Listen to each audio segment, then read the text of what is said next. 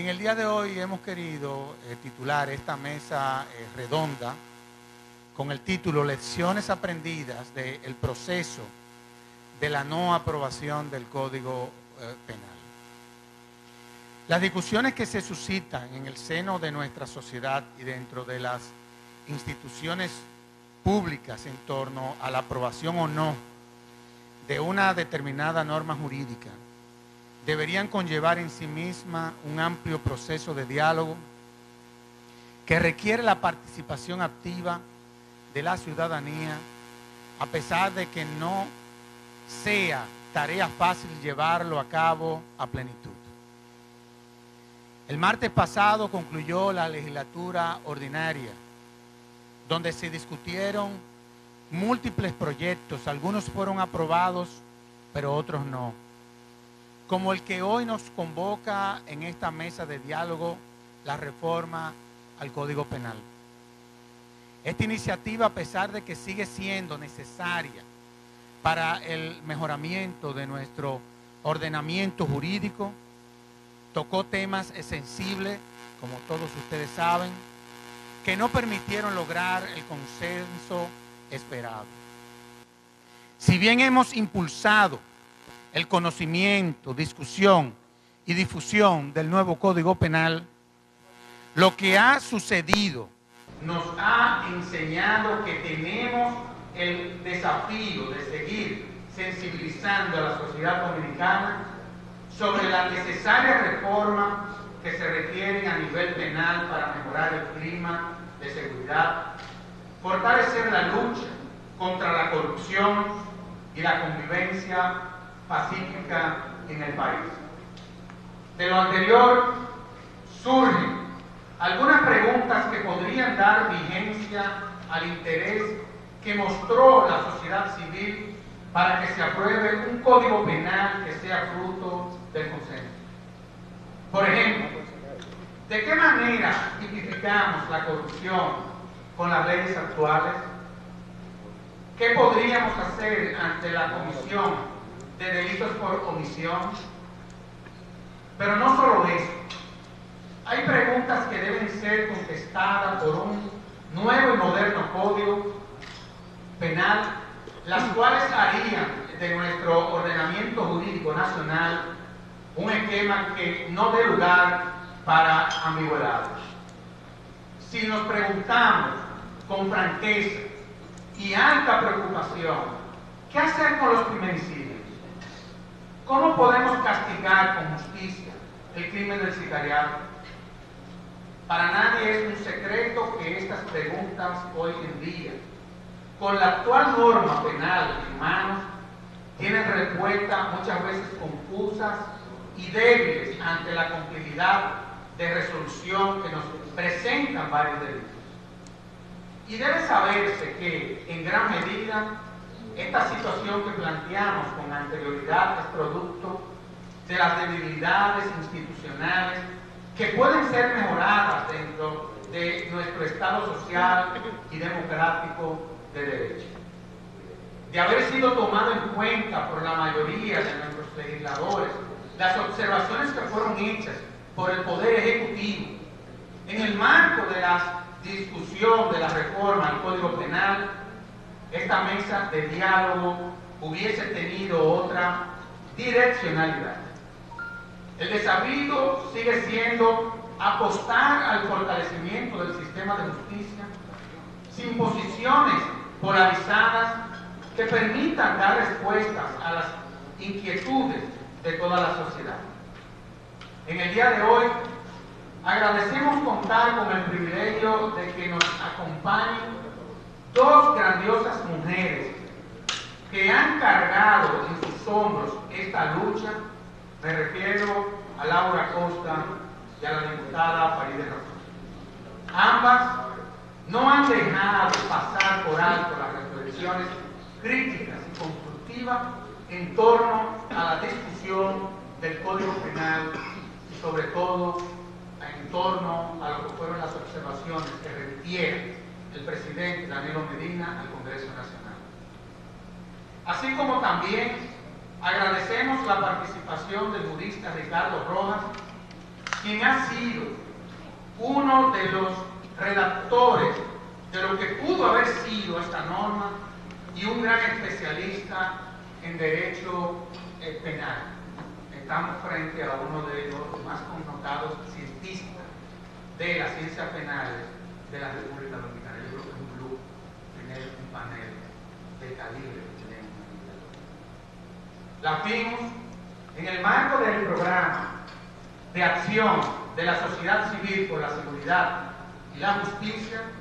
Exhorta tanto a los poderes públicos como a la sociedad civil al equilibrio y la razón, para así alcanzar un nuevo código penal que permita confrontar con firmeza las nuevas formas de criminalidad, pero que esté siempre adaptado a los nuevos tiempos. Así que a continuación quisiera darle la palabra en esta ocasión a Laura Acosta, quien tendrá unos de 10 a 12 minutos, no más de 15, para que ella entonces haga su exposición sobre el tema que nos ocupa. Buen día, muchas gracias. Eso es Sergio Tulio con su posición imparcial sobre que impera más el cariño que nos tiene a todos, pero yo voy a corroborar lo que él dice primero de Farideh, porque para nadie es un secreto que yo vivo mandándole mensajitos diciéndole que el mejor voto que yo he echado en mi vida ha sido por ella, porque uno creció escuchando la lucha de las mujeres por una legislación que respondiera a nuestros intereses, que son mayoría en la sociedad. Y cuando uno ve a una joven como Farideh pararse en ese congreso con la valentía que no tienen muchos hombres o muchas mujeres, uno se siente extremadamente orgulloso. De modo que para mí es un honor estar sentada al lado de ella en el día de hoy. Sobre Ricardo Rojas, que es mi pana Twitter, yo debo decir que lo conozco como jurista, principalmente, y admiro su capacidad de análisis. Y por tanto, yo soy la que menos cool tiene aquí en esta mesa. Y no es falsa modestia, es la realidad, porque los hechos están ahí. Ahora bien, yo no que grito duro y vivo peleando. Entonces, lo que piensan Ricardo y Farideh, yo le doy eco. Entonces, yo quiero decir algo, que era lo que yo estaba hablando con Ricardo hace un rato, más que una ponencia. Vamos a hablar de una realidad. La realidad para nosotros los abogados que ejercemos materia penal todos los días es que tenemos serias dificultades con una herramienta que pertenece a un siglo pasado, más de un siglo. Entonces nosotros nos estamos manejando en un palacio de justicia de los años 50, del siglo pasado, siglo XX, con una edificación que no está preparada para recibir personas en el siglo XXI. Y entonces nosotros llegamos, es como montarse en una máquina del tiempo, ejercer en materia penal en la República Dominicana. Nosotros nos montamos en esa máquina del tiempo y nos trasladamos a un palacio de justicia prehistórico para aplicar un código penal del siglo XIX. Esa es la realidad. De modo que para nosotros los abogados que ejercemos en materia penal, pues yo no soy penalista, yo lo que hago es, soy obrera del derecho en materia penal y administrativa,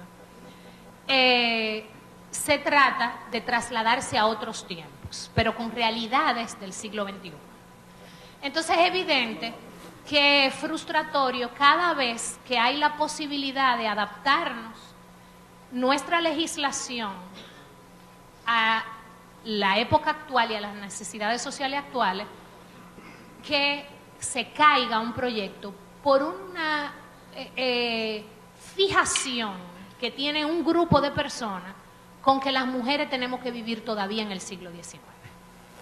No es posible dotar a esta sociedad de un código moderno que hable de feminicidio cuando a la mujer se le pretende torturar en cuanto respecta a la interrupción del embarazo. Eso es totalmente incoherente y contradictorio.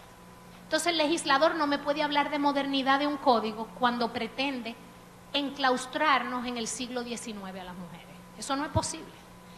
Ya la sociedad ha demostrado que demanda otra cosa. Nada más hay que ver esta mesa, que aun cuando se trata de derechos de las mujeres, en general, la realidad es que el anuncio es lecciones aprendidas del proceso de no aprobación del Código Penal, y todas nos sentimos afectadas. Porque se ha querido, muchas personas pretenden decir que aquí no va a haber un código moderno porque nosotras estamos, la que tenemos la fijación somos nosotras. La realidad es que el Código Penal pretende sancionar hechos delictivos. Y cuando una mujer toma una decisión que no lo hace por amor al arte, de interrumpir su embarazo por una situación calamitosa, no está cometiendo un delito. Matar, que es lo que pretenden muchos decir que se trata la interrupción del embarazo, que yo prefiero llamarlo la interrupción del embarazo, porque eso es. No es matar, porque el Código Penal y los penalistas han definido, y eso Ricardo lo puede decir con más propiedad que yo, que es matar. Y matar incluye la intención voluntaria de quitar la vida a otra persona con un móvil. Y resulta que cuando la mujer interrumpe el embarazo, no lo hace con la intención de quitar la vida voluntariamente a otra persona con un móvil, sino de preservar la propia o de quienes le rodean. De modo que existe además una incoherencia teórica en pretender que la interrupción voluntaria del embarazo puede adaptarse a un tipo penal, porque no puede haber tipicidad. Yo le decía a Ricardo y a otras personas con las que conversábamos hace un rato que nosotros podemos trasladarnos en el tiempo al año 1976 en Francia, porque nuestro código del siglo XIX es francés.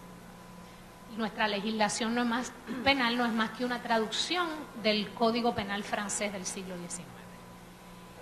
Y esa valiente mujer que falleció hace poco tiempo, Simone Veil, que introdujo la modificación al Código Penal francés en lo que concernía a la interrupción del embarazo, al aborto, a la sanción penal para el aborto. Y yo quiero trasladarme a ese momento, porque yo admiro profundamente a esa mujer, una mujer creyente, judía, que sufrió vejaciones inimaginables y perdió a prácticamente toda su familia en campos de concentración nazi, y que superó esa tragedia para dar vida a través de la legislación. Y nadie podía a esa mujer hablarle de muerte con propiedad, porque ella vivió y sobrevivió campos de concentración. Entonces esa mujer, en un discurso que yo invito a todos a buscarlo, porque aparece en las redes en español, y es un discurso histórico, ese discurso ante la Asamblea Nacional en 1976, que solo se compara con el discurso de Badinter para la abolición de la pena de muerte en Francia en el 81. Es increíble que en Francia la abolición de la pena de muerte sobreviniera con posterioridad a la interrupción voluntaria del embarazo. Es decir, en Francia se adoptó la ley sobre interrupción voluntaria del embarazo primero que la abolición de la pena de muerte. ¿Qué decía Simone Veil? Primero, Simone Veil decía que ninguna mujer recurre al aborto por gusto. Y eso lo tenemos que tener claro. Porque hay un mito de que hay mujeres que son abortistas, que andan por la vida queriendo embarazarse para luego abortar. Eso es un mito, primero. Porque uno conoce mujeres que han recurrido a la interrupción voluntaria del embarazo sin ninguna de las causales que estamos discutiendo en este país, y sabemos que no lo han hecho por gusto. Y luego ella planteaba que en ese momento en Francia, en 1976, nos encontramos en la misma situación que nos encontramos hoy. Una ley que sancionaba el aborto con penas terribles, incluyendo la pena de muerte en ese momento, en algunos casos. Y no era aplicable. La realidad era que existían más de 300 y pico de mil de embarazos, interrupciones del embarazo clandestinas que estaban ocasionando la muerte de las mujeres. En síntesis, lo mismo que estamos viviendo en la República Dominicana hoy. ¿Y qué decía ella? El problema de la interrupción del embarazo no es un problema solo de la mujer, es un problema del Estado. Porque el Estado está poniendo en juego su autoridad. El Estado está diciendo, tenemos una ley, la vamos a poner, pero no la vamos a aplicar. Y ese mensaje es un mensaje de falta de autoridad que contribuye más aún con la impunidad. Entonces ella decía que para que se pudiera ejercer ese poder del Estado con respecto a su autoridad, era necesario que hubiese una ley, hacer una ley, y voy a citarla a ella textualmente, en español evidentemente, hacer una ley realmente aplicable, hacer una ley disuasiva y que a la vez sea una ley protectora de los derechos de la mujer.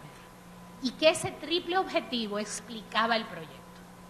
Y es interesante que ella decía que para que esa ley fuera aplicable no podían utilizarse términos muy precisos, porque permitir que hubiesen textos precisos podía excluir casos excepcionales. Y la ley no podía excluir casos de calamidad excepcionales. Por lo tanto, había que ser abierto y por eso el texto era abierto y permitía la interrupción voluntaria del embarazo. En segundo lugar, ella decía que para que la ley fuera disuasiva, era necesario que quien tomara la decisión fuera la que más le doliera. Que cuando se ponía en manos de un tercero esa decisión, no se cumplía con el objetivo de que la ley fuera disuasiva. Porque solo la mujer que sabe lo que es estar embarazada o que sabe lo que es perder una criatura, es la que puede tomar esa decisión. Y solo si se le entregan las herramientas necesarias para que tome esa decisión con información, o sea, que tome una decisión informada, como es la misma decisión que uno toma para hacerse una intervención de cualquier tipo, entonces esa mujer podía tomar la mejor decisión. Y yo le decía al Congreso Nacional, cuando nos invitaron a un grupo de abogados a la Comisión de Justicia del Senado, yo les decía que aquí todos, les decía a ellos, pero lo aplico a ustedes, a todos, cada vez, yo no sé ustedes, pero cada vez que yo en la vida tomo una decisión, yo perdí a mi madre hace 18 años, pero Servio Tulio sabe, hemos hablado mucho del tema porque perdió a su padre. Cada vez que uno toma decisiones en la vida, y uno ha tenido, y todos queremos y adoramos a nuestra madre, nosotros nos vamos a donde nuestras madres a pedirle permiso o a pedirle consejo y generalmente nos llevamos de nuestras madres. Lo hacemos las mujeres y lo hacemos los hombres. Las madres para nosotros son lo más sagrado. Y cada vez en la vida, aquellos que hemos perdido a nuestra madre, cada vez que yo tomo una decisión en mi vida ahora que no la tengo, pienso cómo mi madre reaccionaría a lo que yo hago. O sea, las madres son el sedazo moral de la sociedad. Esa es la realidad. Que haya alguien aquí en esta sala que diga que la madre, la opinión de su madre no es su sedazo moral. Lo es, definitivamente, salvo raras excepciones. ¿Y por qué a esa madre no le damos la oportunidad de decidir qué hacer con su cuerpo? ¿Por qué le tenemos la confianza ciega de tomar todas las decisiones de nuestra vida con su aprobación o su información o su guía? Pero a la hora de que su cuerpo está en peligro, no le queremos dar la oportunidad de decidir. Yo le pregunté a los senadores que estaban en esa sala, ¿alguno de ustedes se postuló sin haber ido a preguntarle a su mamá qué creía? Y entonces, ¿por qué no me quieren dar la oportunidad a mí de decidir lo que yo creo con mi propio cuerpo? Sobre el proceso de no aprobación del Código Penal, porque ya eso yo estoy hablando de un artículo del Código Penal, pero yo quiero hablar de ese proceso que he vivido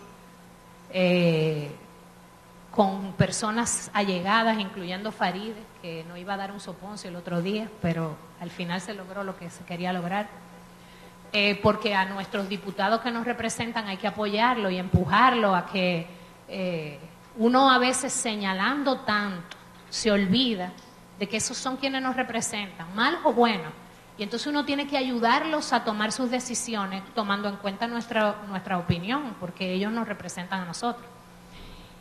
Y yo nunca me he negado a venir a esto porque yo pienso que yo puedo aportar diciendo lo que creo que es correcto para la sociedad.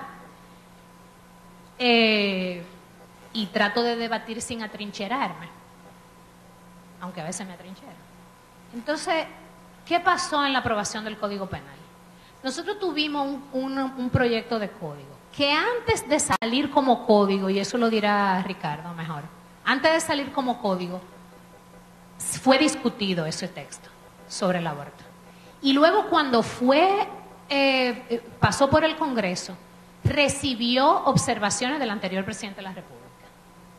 Y el presidente actual de la República lo ha observado 2 veces. Lo grave del caso es que se mueven otras cosas que no son el deseo de otorgar a esta sociedad, de entregar a la sociedad un código moderno, para una sociedad moderna, pero además un código que sea aplicable. Y cuando nosotros fuimos, y yo quiero contar esta experiencia porque es importante para ver cómo se toman las decisiones en el Congreso Nacional, cuando nosotros fuimos a la Comisión de Justicia del Senado, que tenía en sus manos el proyecto de código, ellos, después de una larga discusión de varias horas con todos los senadores que formaban parte de la Comisión de Justicia, incluso algunos que no estaban a favor de las 3 causales de las 3, sino de 2, como es el caso del senador Paliza. Yo voy a poner ese ejemplo porque él confesó ese día que él había quedado convencido de las razones por las cuales había que aprobar las 3 causales. Y es un senador de la oposición, por eso pongo su ejemplo. Pero ahí todos los senadores manifestaron que iban a apoyar las observaciones del presidente. Y lo manifestaron de tal modo que dejaron entrar a la prensa, y el presidente de la Comisión del Senado, Rafael Calderón, declaró que la comisión iba a aprobar eso, que solamente faltaba firmar el acta. Sin embargo, el día 31 de mayo del 2017, en el Senado de la República, se presentó un informe de comisión del Senado, contrario a eso que había dicho el presidente de la Comisión del Senado. Y cuando se discute en la sala del Senado el informe, el senador Félix María Nova Paulino, que estaba presente en la reunión, declara lo siguiente, y voy a leer: Honorable presidente, colegas senadores, es solo para decir las razones que entiendo que es importante. Yo no estoy firmando el informe, porque el informe era contrario, decía que no se aprobaban las observaciones. Soy parte de la comisión que estudió dicha iniciativa. Recuerden que nosotros habíamos mostrado simpatía por las causales y por las observaciones enviadas por el Ejecutivo. Habíamos participado en un nivel de consenso en la comisión, con el informe en una dirección. Y hoy la comisión presenta el informe en otra dirección. O sea, un miembro de la comisión está diciendo, están trayendo un informe que yo no puedo firmar porque eso no fue lo que quedamos allá.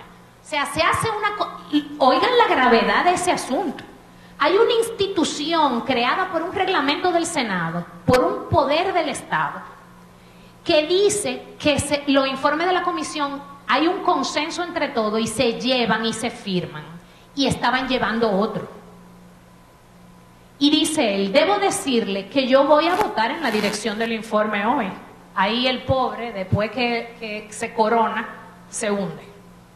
Pero me reservo el derecho de firmarlo. Él cree que basta con que yo voy a votar por él, pero no voy a firmar.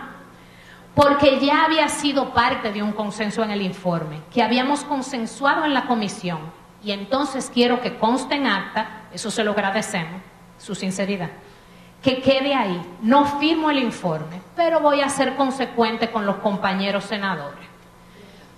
Qué bueno que es consecuente con 28 personas y no es consecuente con el 52% de la población de Bonao, de Monseñor Noel, que lo eligió, que son mujeres. Eso es lo que pasa. Aquí debe haber código moderno, como debe haber un Congreso moderno, que respete las leyes y que respete los procedimientos. Y que se deje de estar manipulando por una foto de un feto de 8 meses de embarazo destruido, que eso no es la interrupción del embarazo, ni se trata de las observaciones del presidente.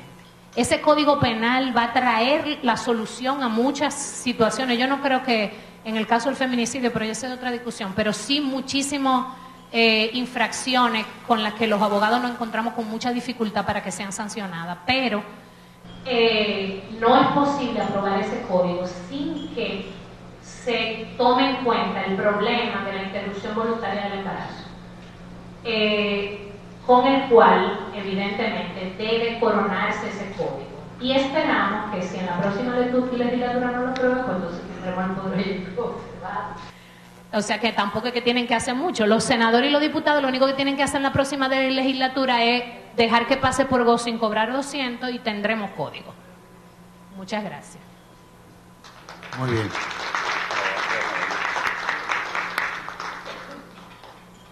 Y eso que ella dice que no es experta en derecho penal. O sea, son cosas... ¿No? ¿Está bien? Bueno, a continuación quiero darle la palabra entonces ya a Farideh Raful, en su condición de abogada, pero sobre todo de legisladora, que ha venido viviendo desde el Congreso todos estos procesos de cómo se debaten y se aprueban nuestras normas, pero sobre todo cómo durante el proceso se reflejan tantas debilidades. Eso es impresionante, que yo creo que son cosas que también tenemos que observar, con la finalidad de ver cómo nuestro Congreso se va también institucionalmente fortaleciendo en el marco de todos estos procesos de aprobación de legislación. Así que, con ustedes, Farideh.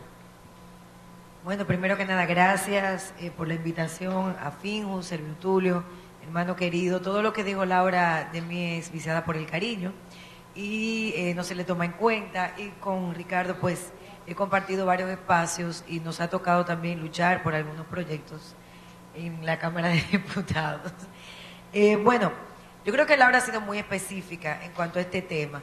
Como ustedes saben, yo tengo 1 año en la Cámara de Diputados y soy miembro de la Comisión de Justicia. Y eso, pues, por supuesto, me pone en las manos una gran responsabilidad con proyectos de esta naturaleza. Hace unos 2 meses también tuvimos un debate importante acerca del Código Civil y la exclusión necesaria de que se posibilitara el matrimonio infantil en el nuevo código que se aprobó en la Cámara de Diputados, que eso también fue otra batalla. Y ahora con el Código Penal, que pensábamos que no iba a llegar antes de que terminara la legislatura, y llegó con las modificaciones del Senado de la República. Mi comisión, la comisión a la que pertenezco, tengo que decir que hace un gran trabajo. La Comisión de Justicia probablemente es la comisión que más trabaja en la Cámara de Diputados, y los miembros de ella tienen unos cuantos años siendo miembros de la Comisión de Justicia, y hay una buena sinergia para el debate y la discusión de los temas cada vez que nos toca, pues incluso en momentos un poquito complicados, asumirlos, ¿no? Sin embargo, en estos 2 casos, tanto en el Código Civil como en el Código Penal, tuvimos muchas confrontaciones. Para que tengan una idea, con el Código Civil la Comisión de Justicia rindió un informe que favorecía al Código, pero sin que se excluyeran, en ese caso, el matrimonio infantil o las posibilidades de que existiera. Nosotros emitimos un voto disidente y por primera vez, probablemente en la historia de la Cámara de Diputados, logramos con nuestro voto disidente, una vez lo motivamos en el Congreso y por supuesto haciendo alianzas con otros congresistas que no eran de la Comisión de Justicia, por primera vez logramos que el hemiciclo no aprobara el informe de la Comisión de Justicia, pero mandara a la Comisión de Justicia las modificaciones que quería. Es decir, la comisión que votó para que se mantuviera el matrimonio infantil porque entendía que no era importante, tuvo al final, por decisión del Pleno, que corregir eso, o sea, apoderarse de algo con lo que ellos no estaban de acuerdo. por primera vez. Y lo logramos, a regañadientes, con muy mala cara, pero logramos que nuestra propia comisión corrigiera y excluyera algo que lo que ellos no estaban de acuerdo. Y eso es un precedente importante. Ahora con el Código Penal nos viene a la mano porque es un código que sí tiene ya 20 años prácticamente discutiéndose. Se han logrado introducir algunos tipos penales que no tenemos, como decía Laura. Nosotros tenemos un Código Penal anacrónico, pero uno de los debates que se dieron en la Cámara de Diputados era, sí, es verdad, tenemos un Código Penal anacrónico, tenemos un proyecto que ahora mismo introduce nuevos tipos penales sumamente importantes para esta sociedad y la época en la que vivimos, pero no podemos hablar de anacronismo si no excluimos o si no incluimos en un nuevo Código Penal las causales. Las causales por las cuales una mujer puede interrumpir el embarazo sin que haya ningún tipo de penalidad. Y entender las limitaciones de los derechos fundamentales en todos sus ámbitos. Entonces, en el marco de este tema, y por eso hoy no tenemos Código Penal, fue porque yo creo que la intención política que subyace bajo todo esto es precisamente porque no se quiere que haya un Código Penal, que integre nuevos tipos penales. Esa es la realidad. Ricardo se ríe, pero ya yo me he dado cuenta en este tiempecito en el Congreso de las cosas que se mueven por detrás.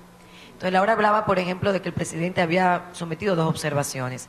Y yo le preguntaba a los compañeros de la Comisión de Justicia, fuera de récord, ¿pero qué sucedió en aquel momento cuando ustedes se les sometió las observaciones? Ellos me decían, no, mira, lo que sucedió fue que nosotros decidimos que no. Y cuando llegó aquí al Congreso y se puso en agenda, se quería variar el informe de la Comisión de Justicia y nosotros nos opusimos a eso. Y se votó sin estar incluido en agenda. El expresidente de la Cámara de Diputados lo incluyó. Y se votó sin estar en agenda, porque era una prioridad rápida para un beneficio y un fin político. Me dijeron los compañeros, yo digo, bueno, ahora está en el Senado de la República, como en el Senado de la República son solamente 32, y es una observación del presidente, y todo lo que baja del Poder Ejecutivo se aprueba, pues yo espero que estas observaciones vayan a aprobarse. Y pasó todo lo contrario. Entonces tú dices, ¿qué está pasando? Que en el único caso donde se envía una iniciativa del Poder Ejecutivo y no se aprueba es este. ¿Qué es lo que pasa? Le preguntaba a un senador, luego de que envían el código a la Cámara de Diputados, sin haber acogido las observaciones del presidente, ¿qué pasó? ¿Cuáles fueron las discusiones? Porque tal y como dice Laura, invitaron a un grupo de abogados a que les explicara estas observaciones, decidieron que iban a hacer un informe, lo hicieron público y luego hicieron todo lo contrario. ¿Qué pasó? Y me dicen, no, lo que pasa es que la presidencia no se metió tanto para la que se aprobaran estas causales. Tú dices, ok. Va a la Cámara de Diputados y como ustedes saben hay una correlación de fuerzas diferente. Yo le voy a narrar lo que es políticamente, porque esa es la parte que no se ve. Esa es la parte con la que se lidia en el Congreso todos los días, la parte política. Porque a veces solamente vemos los titulares de la prensa y decimos, oh, pero qué bueno, y se introdujo y ya la van a aprobar porque fue el presidente. No, señores, no pero así. Recuerden que el Congreso Nacional es probablemente el lugar más democrático que tenemos institucionalmente. Ahí confluyen muchos intereses, pero personas de todo tipo, con diferentes criterios, con diferente formación, con diferentes intereses, que están allí y que están representando a una población que los votó en elecciones abiertas. Y eso es importante entenderlo, porque a veces criticamos, y yo soy la más crítica también con el Congreso, criticamos pero no nos damos cuenta que son las expresiones sociales que tenemos ahí dentro. Entonces es difícil tú lidiar, así como la sociedad es tan diversa, eso se da ahí adentro. Tenemos de lo mejor y de lo peor dentro del Congreso Nacional, en todos los sentidos. No de lo peor porque creen algo en lo que yo no creo, sino de lo peor porque son personas que se venden al mejor postor, sin importar absolutamente nada. Y hay otras que mueren defendiendo su dignidad. Hay mucha gente de todo tipo ahí. Y cuando vemos que este tipo de cosas pasan y que hay personas que también tienen poca formación, a que tuvieron pocas oportunidades para poder hacerse de un criterio en cuanto a algunos temas, tú sientes cómo esa manipulación llega al Congreso. Porque inmediatamente tú hablas con esa persona y le explicas, dices, pero eso no fue lo que él me explicó. Eso no fue lo que yo entendí. Pero sí, como tú me estás diciendo, sí. Y los votos cambian ahí. Yo llegué a cambiar como 5 votos. Explicándole la verdad, o sea, lo que yo entiendo que es la verdad. Mira, esto no es así, esto es así. Y si se aprueba esto, va a pasar esto. Es que a mí me hablaron de otra cosa. A mí me dijeron que iban a tener el derecho. No, porque mira, tampoco todo el mundo lee, señores. Oigan, no es verdad que todo el mundo lee, eso no es verdad. No es verdad. No es que los congresistas no leen, el dominicano no lee. Y estamos creando una generación de personas que aparte de que no lea, tampoco piense. Porque todas las respuestas las tenemos en Google. Es verdad, no estamos leyendo, no estamos entendiendo, leemos los titulares. Yo hablaba con Servio Tulio el otro día a propósito de Punta Cana, de un informe. Y le decía a Servio Tulio, pero en ese informe está todo. Todo está ahí, nada más hay que leerlo. La gente se conformó con una rueda de prensa y con un resumen ejecutivo. Cuando usted lee y un titular, las 296 páginas y los interrogatorios, ahí está todo. Todo. Para usted reclamarle a quien tiene que reclamar. Pero no leemos. No leemos. Y eso pasa en el Congreso, porque es una expresión de esa sociedad. No porque ellos sean malos, es porque es una expresión de esa sociedad. Y eso pasó con el Código Penal. Y eso pasó con esta observación. Yo estoy de acuerdo con que haya un código nuevo. Yo estoy de acuerdo. Pero yo también estoy de acuerdo con que hagamos un código que garantice derechos a las mujeres, esas mujeres que muchos congresistas el 8 de marzo, el 25 de noviembre, 26 de noviembre, en octubre el cáncer, en octubre, en noviembre y en marzo, y el Día de las Madres, en mayo, ponen mensajes maravillosos en las redes sociales, y lo que están haciendo es en detrimento del derecho de nosotras, sancionándonos y revictimizándonos en una sociedad que tiene un gran desafío. Y el mayor de los desafíos es a partir de los espacios que nosotras como mujeres nos hemos ido ganando, que siempre digo, ha generado una crisis de masculinidad terrible, pero no solamente en la República Dominicana, en todas las sociedades donde las mujeres van ganando espacio. Y eso implica un cambio cultural.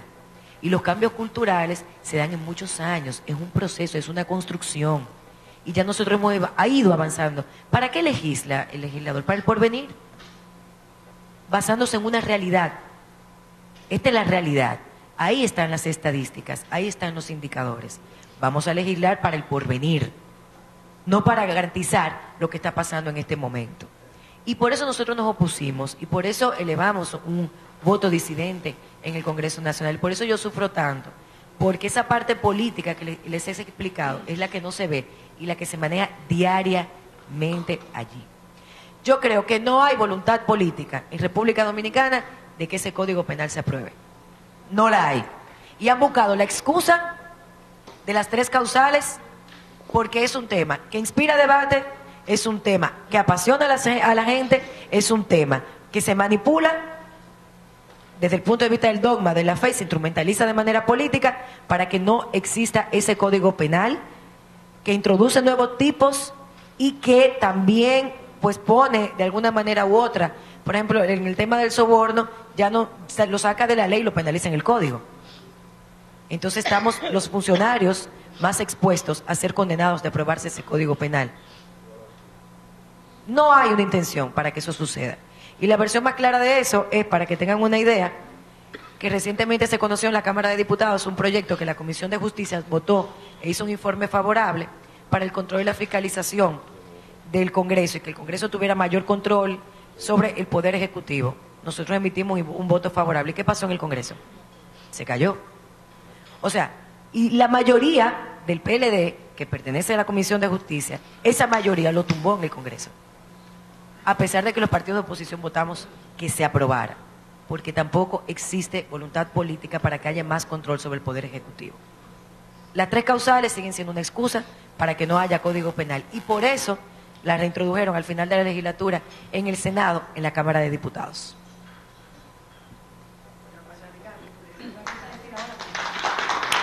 Claro que no. Pero fíjate, yo no me había dado cuenta de lo que han dicho Farid y Laura con relación a que muchas veces para no aprobar una legislación se toca un tema que es el que se redimensiona, sobre todo el que genera, en el caso ese conflicto que se da entre la ciencia y la fe, una cosa espectacular. Eso mismo pasa con la ley de partidos políticos. Hay un tema que tiene que ver con como la ley plantea la alternabilidad, entonces quienes no han querido que se apruebe esa ley son las cúpulas. Yo no sé si a ustedes les está pasando lo mismo, pero desde que yo nací yo veo que los líderes de los partidos son los mismos. Y tienen que morirse los que presiden los partidos para que llegue otro. Es una cosa impresionante, una cosa impresionante. Y entonces eso ha traído como consecuencia de que, bueno, tú porque tienes vocación al martirio, pero que los jóvenes real efectivamente se animen a participar en la política, se desalientan. Y claro, y las mujeres la tienen con ese asunto de la paridad y ese asunto que tiene que ver con el porcentaje que inclusive es una disposición constitucional. Que donde más sufren ustedes es a lo interno de sus instituciones. Que ahí es donde eso se viola. Bueno, pero volviendo al tema, voy a darle, pero yo no me había dado cuenta de eso y ya entendí. Volviendo al tema, le voy a dar la palabra entonces a Ricardo Rojas León, quien ha venido desde un principio trabajando ya en todo lo que son los artículos. Y es uno de los padres fundadores del nuevo orden penal en la República Dominicana.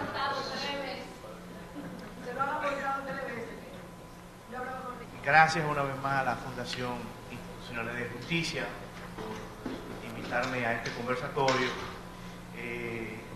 sobre todo en esta ocasión en la que me corresponde compartir la mesa con una abogada que admiro mucho, admiraba mucho a su madre, a la que conocí personalmente, como es Laura Costa, y con una diputada por la que no voté porque no estaba en mi circunscripción, pero a quien también aprecio mucho y valoro y respeto. Yo voy a tratar de compartir con ustedes las conclusiones a las que he llegado en todos estos años de trabajo, básicamente con la Comisión de Justicia de la Cámara de Diputados, con el Senado, con la de Justicia del Senado, con un grupo de profesores de la Pucamaima, que fuimos los primeros que acompañamos al Congreso en este tema del Código, y luego un grupo de abogados y juristas que trabajamos desde la Fundación Institucionalidad de Justicia, sobre todo en la última versión, en todas las versiones, pero básicamente en la última versión de la ley. Miren, yo estoy convencido de que venimos arrastrando un error. El tema de la interrupción voluntaria del embarazo no debe ser un tema del Código Penal. Yo pienso que debe ser un tema que se debe abordar en la Ley General de Salud.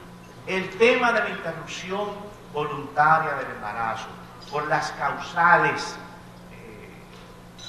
que hemos estado discutiendo desde hace algunos años, no es un tema jurídico penal. Al derecho penal no le debe interesar ese tipo de interrupción del embarazo. Lo que al derecho penal le debe importar es el aborto que alguien le provoca a una mujer de manera dolosa, ¿no? Ya sea porque le dé golpes o le suministre una sustancia que le provoque el aborto a la mujer y que la mujer no desee ese aborto. Cuando se aprobó la versión anterior, la que terminó siendo la ley 550, yo me permití sugerir, muy humildemente, que el presidente promulgara el código. Y que en el año de vacatio legis que tenía el código, nos abocáramos a discutir una ley de interrupción del embarazo, como hay en muchos otros países. Por ejemplo, en Argentina hay una ley especial que regula la interrupción del embarazo. Una mujer va a un hospital, dice que quiere abortar voluntariamente o por alguna causal, el médico la analiza y eso va a lo que se llama la Comisión de Bioética, porque esto es un tema de bioética. El tema del aborto, como el tema de la eutanasia, son temas de bioética.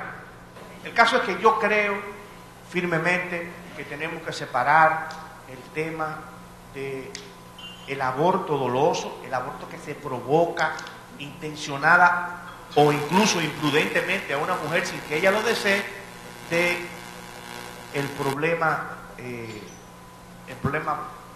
de la interrupción del embarazo, que insisto, es un tema básicamente médico, es un tema sanitario, es un tema de salud pública.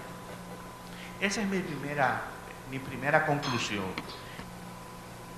En el Congreso, sobre todo en la Cámara de Diputados, aparentemente ha habido una desinteligencia de lo que establece la Constitución en materia de la observación presidencial. Ocurrió con este código. Los diputados sabían perfectamente que las observaciones que ellos aceptaron del presidente de la República en diciembre del 2014, tenían que ir al Senado de la República. Sin embargo, aprobaron las observaciones y lo enviaron al Poder Ejecutivo para su promulgación. El Poder Ejecutivo lo promulgó. ¿Por qué no lo enviaron al Senado? Yo que he estado trabajando en todos estos temas, sé que no se envió al Senado porque se creía que en el Senado se iba a rechazar la observación. Porque anteriormente, en este mismo código, que fue el penúltimo, el Senado había quitado una cláusula que habíamos incluido de justificación de la interrupción del embarazo cuando se presentara una de esas causales. Se quitó en el Senado. Y los diputados, para sacar el código, lo aprobaron. El presidente observó, en ese momento fue cuando yo humildemente planteé, bueno, apruebe eso y vamos a hacer una ley de interrupción del embarazo, porque de todos modos este código no entraba en vigencia automáticamente, entraba en vigencia un año después. Ese año nos daba tiempo para discutir y eventualmente aprobar una ley que regulara la interrupción del embarazo. Pero bien, ¿qué pasó ahora? Ahora pasó que el Senado, en la segunda legislatura ordinaria que corría la observación, decidió rechazar. Después de haber dicho públicamente que iban a aceptar. ¿Qué se planteó? Se planteó la posibilidad entonces, en virtud de lo que establece el artículo 103 de la Constitución, que el código se convirtiera en ley con sus causales. ¿Por qué yo digo esto? Porque el artículo 103 dice que el Congreso Nacional tiene 2 legislaturas ordinarias para tomar una decisión sobre la observación. Y si transcurren esas 2 legislaturas y no se toma una decisión en un sentido o en otro, ¿no?, ya sea que estén de acuerdo o que no estén de acuerdo, se reputan aprobadas las observaciones. Esto que yo estoy diciendo fue lo que pasó con la Ley 1015, la que finalmente fue promulgada como Ley 1015. El Poder Ejecutivo observó 29 artículos de la Ley de Reforma del Código Procesal Penal, lo envió al Congreso, la observación, pasaron las 2 legislaturas, el Congreso no le puso la mano y no le quedó más alternativa que devolverle el proyecto al Poder Ejecutivo con las observaciones convertidas en ley. Esto que yo le estoy diciendo, esta teoría que estoy planteando, esta interpretación que estoy haciendo del artículo 103 de la Constitución, que tiene como precedente la Ley 1015, ustedes dirán, bueno, pero ya el Senado había aprobado. Yo digo, no importa, porque el 103 habla del Congreso. Y si una Cámara se pronuncia y la otra Cámara no se pronuncia en el plazo fatal que establece la Constitución, yo entiendo que la observación debe convertirse en ley. Pero esto no es lo peor. Lo peor es que esta tesis que yo estoy planteando fue discutida. Y en cierta forma se tocaron algunas instancias que no voy a, sería indelicado de mi parte mencionar, porque estaría cometiendo una infidencia, y yo hasta el día en que se sometió tenía la convicción, porque eso fue lo que se discutió, que no se iba a someter a votación. No se iba a someter a votación para que en virtud de lo que establece el 103 pudiéramos tener desde el lunes pasado código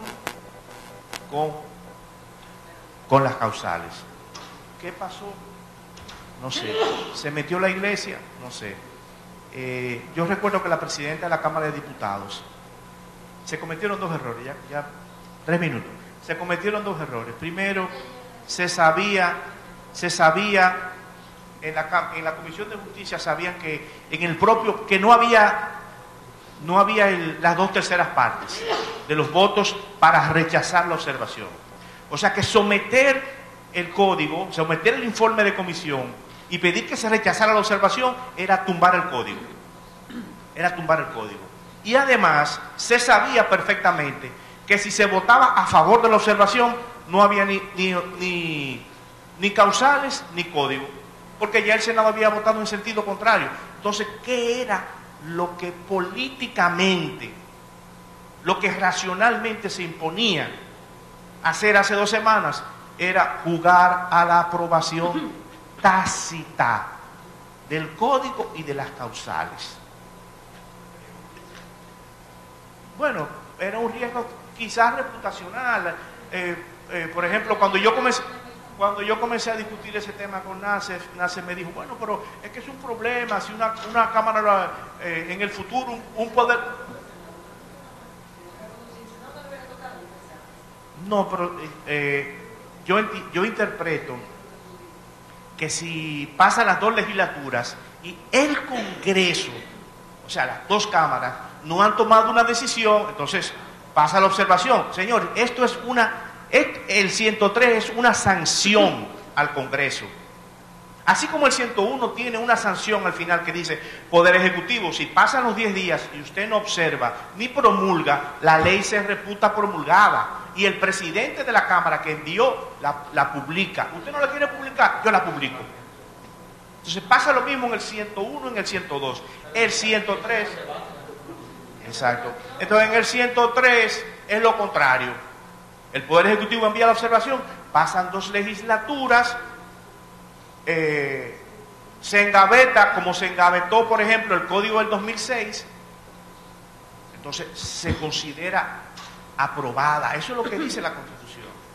Pero claro, a veces yo pienso, sobre todo después que discutimos esto, con importantes figuras del bloque oficialista en la Cámara de Diputados, yo pienso a veces que quizás no había intención de que tuviéramos ni código ni causales. Ojalá que en la próxima legislatura se someta una nueva pieza. Yo apuesto, como dije, a que el tema de la interrupción del embarazo se lo dejemos una ley, porque incluso cuando ustedes se leen el párrafo del 110, dice que la interrupción del embarazo no es penal, no es penada, pero que se va a regular por una ley especial. Sí, pero ahora habla de un protocolo. Es como la canción de Peñasuazo, tú mueres aquí. O sea, al final el tema de las causales, al final el tema de las causales termina siendo un problema sanitario, de salud. Entonces, vamos a dejarnos de hipocresía. Aquí el aborto es una conducta socialmente aceptada. Aquí no se somete a nadie por el aborto. Vamos a darle un tratamiento médico-científico al tema de la interrupción del embarazo. Y ya para terminar,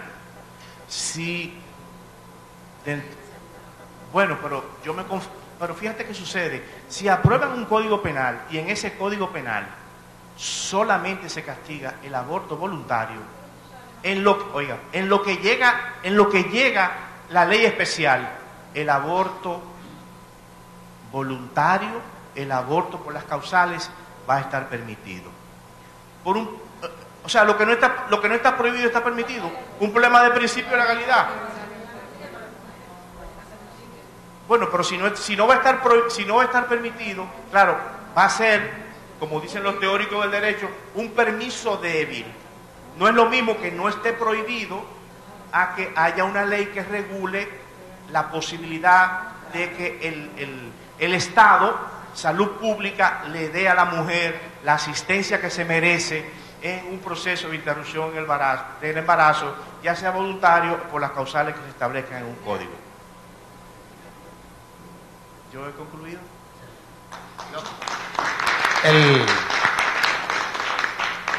Un tema complicado, pero bueno. Bueno, pero para eso haremos la próxima mesa. No, el código la verdad es que es un código pensado, ¿verdad? Es inminente que aprobemos el bendito código este. No, es inminente porque es que, por ejemplo, cuando tú hablas con la fiscal del distrito, ya ella comienza a reconocer que muchas veces sobre cosas que se le someten, desde el punto de vista del contenido de la legislación que tenemos, ella no puede definir con claridad tipos penales que son el producto de la criminalidad moderna que tenemos hoy en día. Y los casos se caen, sobre todo en materia de corrupción, aun cuando existe la convención, todo lo que tú quieras, pero hay una deficiencia que yo creo que eventualmente si aprobamos el Código Penal podamos suplir. En nombre de la Fundación quiero de verdad darle las gracias. Es un tema, por ejemplo, yo que soy católico, que apruebo las observaciones del presidente, para mí no ha sido fácil este proceso, pero hay que entender también la realidad social, lo que se está viviendo en nuestros barrios. Son verdaderas tragedias en donde confluye la miseria y el dolor. O sea, la cantidad de mujeres que mueren abortando en callejones es una cosa impresionante. O sea, es un acto de crueldad, en honor a la verdad. Así que quiero darle las gracias a ustedes.